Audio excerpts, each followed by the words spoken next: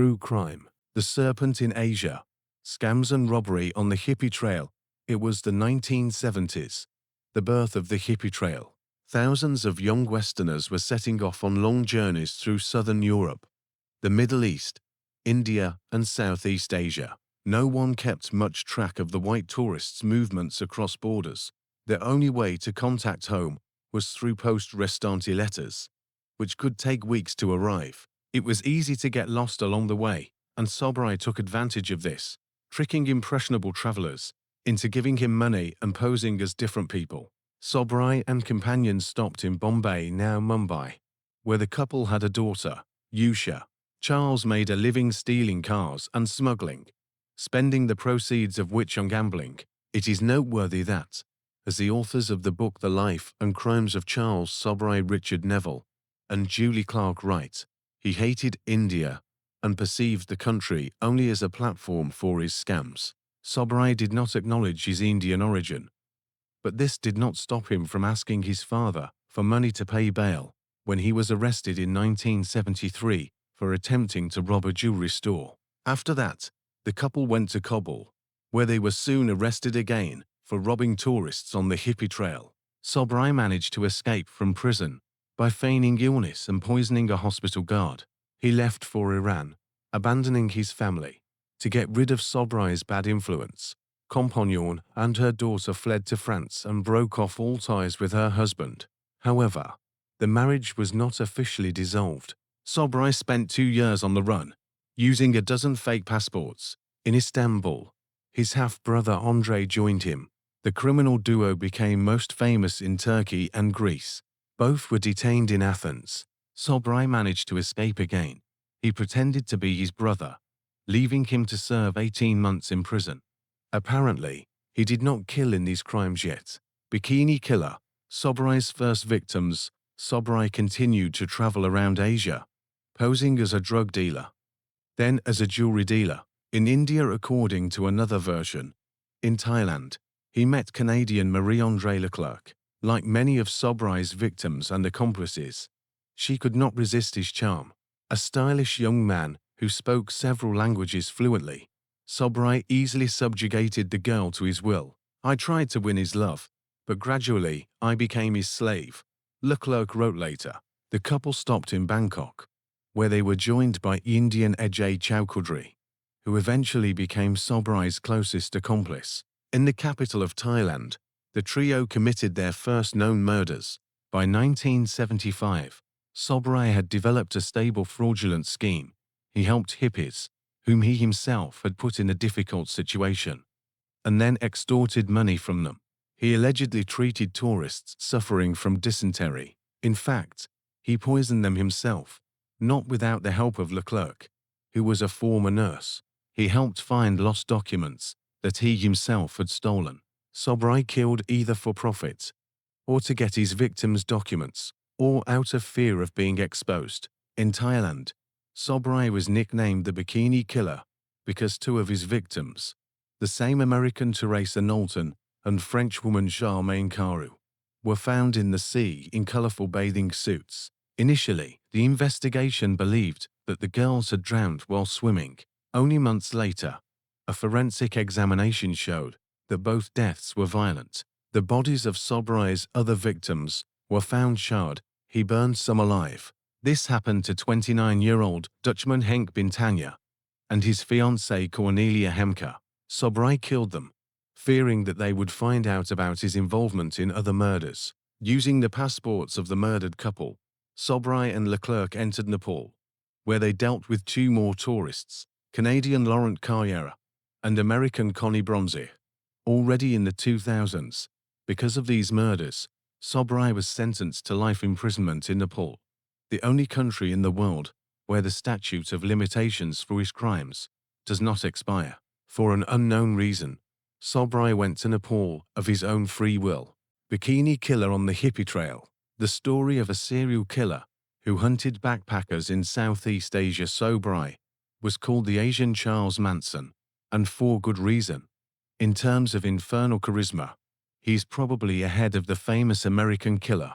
On October 18, 1975, near Pattaya, A Thai farmer fishes out a body. The young girl, dressed only in a bright swimsuit, turns out to be 21-year-old tourist Teresa Knowlton. The Seattle native went to Southeast Asia for enlightenment and adventure, and Bangkok was just a stopover on the way to a Buddhist monastery in Kathmandu. Teresa never got there. This murder is considered the first of more than a dozen violent crimes committed by Charles Sobhraj, also known as the Bikini Killer and the Snake. Apparently, there were more murders, but no one has been able to prove it. In January 2021, BBC One and Netflix released an 8-part crime drama, The Serpent, based on the life of Charles Sobhraj, a French con artist and serial killer who targeted young tourists on the Hippie Trail in Southeast Asia. Sobhraj is responsible for at least 12 murders, and he almost escaped punishment for them. His story is the dark side of the cheerful cult of the trail, a world of open borders, pristine Southeast Asia, and cheap pleasures. Sobhraj is now known as the Asian Charles Manson. The connection between him and the head of the American family can indeed be traced. Both have left their mark on popular culture. 4 books have been written about Sobhraj, 3 documentaries, a Bollywood film, and a new TV series have been made. While the number of works about Manson can hardly be counted, both are associated with the hippie culture. But if Manson came from it, then Sobhraj, on the contrary, hunted its representatives. Most of his victims were young hippies who went to Asia in search of enlightenment. Both were distinguished by their infernal charisma, which helped them gather followers and admirers around them even in prison. Sobhraj also first made friends with most of his victims and charmed them, like a snake hypnotizes its prey. Because of this and because of his phenomenal ability to avoid punishment for his crimes, he received his nickname. Charles Sobhraj was not a typical serial killer. He committed violence not out of uncontrolled aggression, but rather to provide for and protect himself. He spent his victims' money on gambling and used their documents to hide from the police. However, many believed that he suffered from either psychopathy or antisocial personality disorder. Unwanted child, attempts to run away from home, and first crime. Sobhraj was born in Saigon in 1944. His childhood coincided with the Indochina War, Vietnam's war for independence from France. His father, a Sindhi businessman, a people living in certain areas of India and Pakistan, soon abandoned the family. His mother, a Vietnamese saleswoman, married a French military man. The young family moved to France, but little Sobhraj did not adapt to the new place, and his parents paid little attention to him.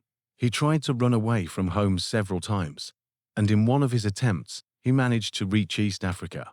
Sobhraj's criminal streak began to manifest itself in his teens. He repeatedly ended up in juvenile correctional facilities for petty thefts, robberies, and car thefts. At the age of 19, he was sentenced to his first adult prison term. In Poissy prison, Sobhraj met a wealthy Parisian, Félix Descornes, who was working there as a volunteer.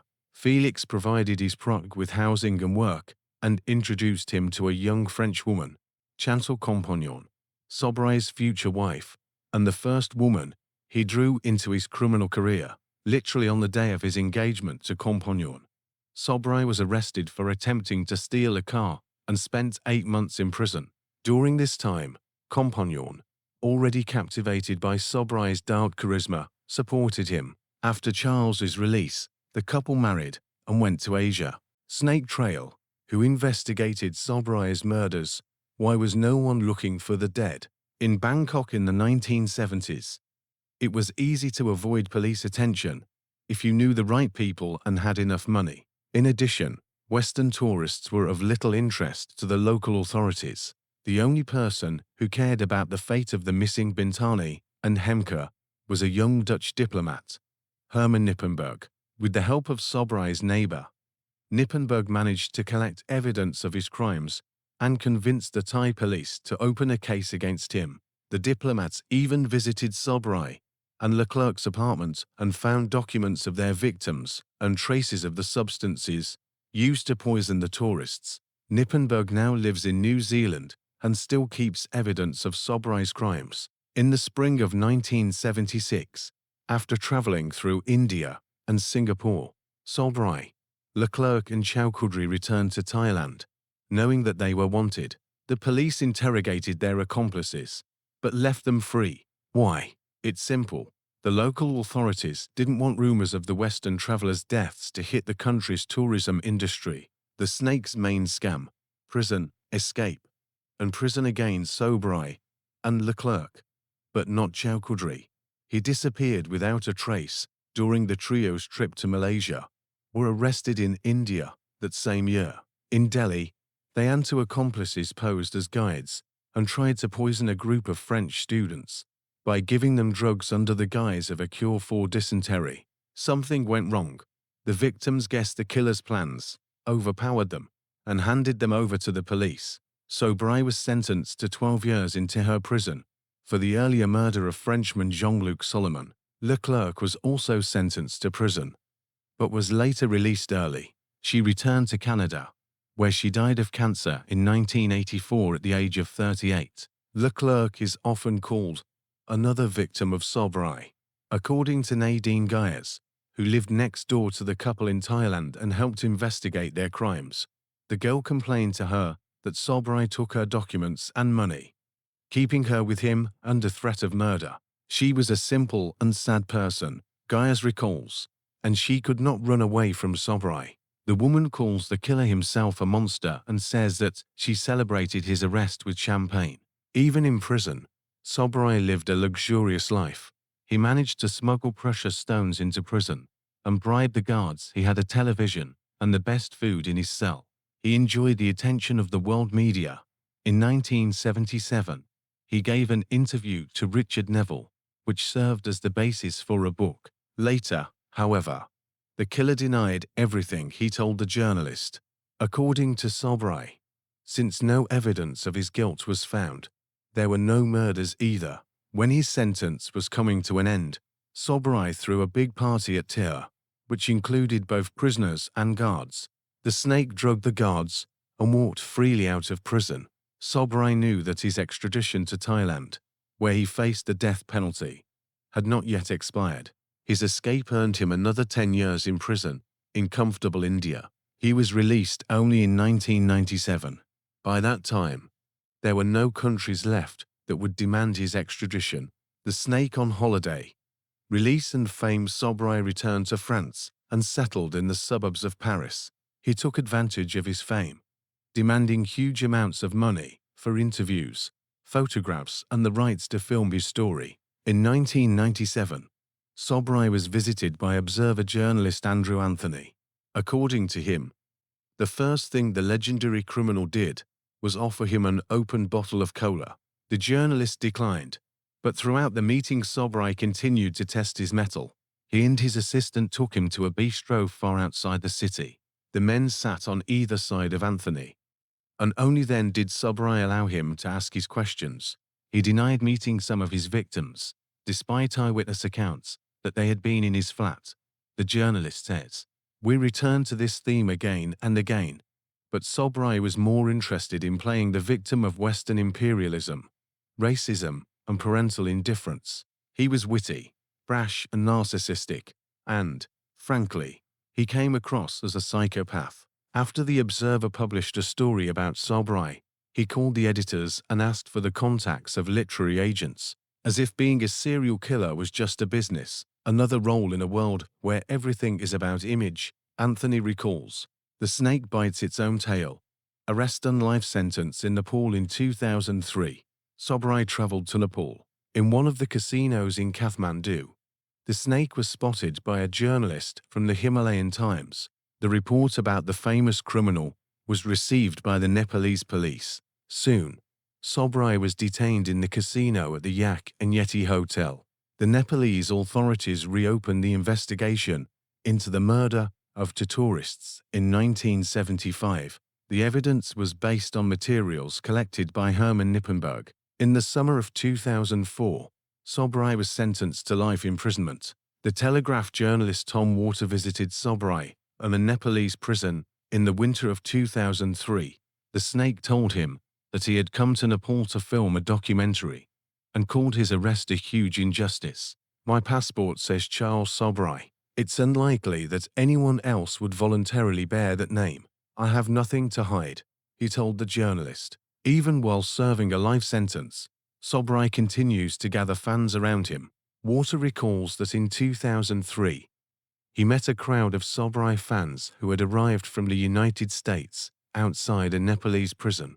They sincerely admired the killer. One of the fans said that he was ready to invite the snake to dinner after his release. In 2008, Sobrai announced his engagement to 24-year-old Nepalese resident Nikita Biswas. Through the girl, Sobrai conveyed a request to journalists not to call him a serial killer, since no court has proven it. Sobrai is now 76 years old. He has spent more than half of his life in prison. In 2018, his health deteriorated sharply. He underwent several heart surgeries. My philosophy of life is that everyone is responsible for their own actions, Sobrai said in an interview with Andrew Anthony in 1997. His motives for going to Nepal will likely remain a mystery forever. Charles has repeatedly voiced conflicting versions, including that he was working for the CIA. However, it seems that Sobrai has finally been held accountable for at least some of his actions. I thought Sobrai was a victim of colonialism, taking revenge on the West by destroying its counterculture, wrote the killer's biographer Richard Neville. But when I met him, I realized he was just a psychopath. Subscribe to the YouTube channel.